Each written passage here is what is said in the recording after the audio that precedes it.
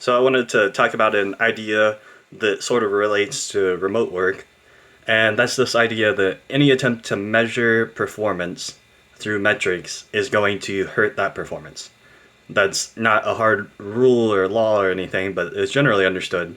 And so an example of this is if you're a software developer and you make really key critical changes, nice, flat, clean deployment with no fallout, no issues, but all of a sudden the management team decides that you're a low performer because your submit count isn't high enough or something.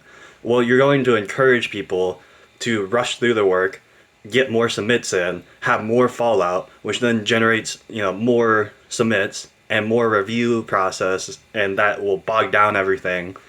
And it's this idea that there's a disconnect between the path that you thought people were going to take to achieve a goal and the path that they actually take. And you create these perverse incentives where you're incentivized to do something incorrectly, like make more submits.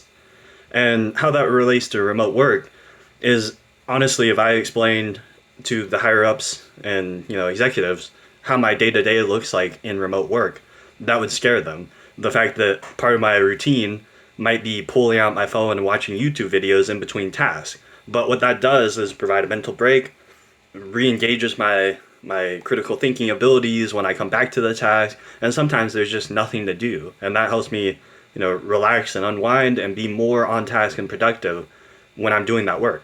But if you think to impose a system where your engagement, your screen time is how you're measured, and those like monitors where they can see if you're clicking or letting your thing go to sleep, or even something innocuous like team status that you can't really force onto active, that sort of things hurt the overall performance.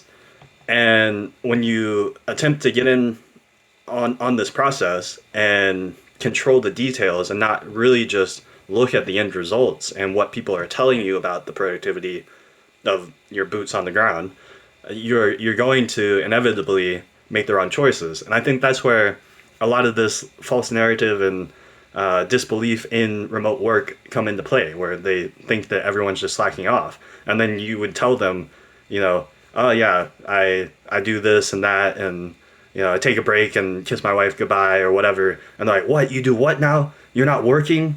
And this creates a problem. And I don't know how management should address this, but that's basically the idea here.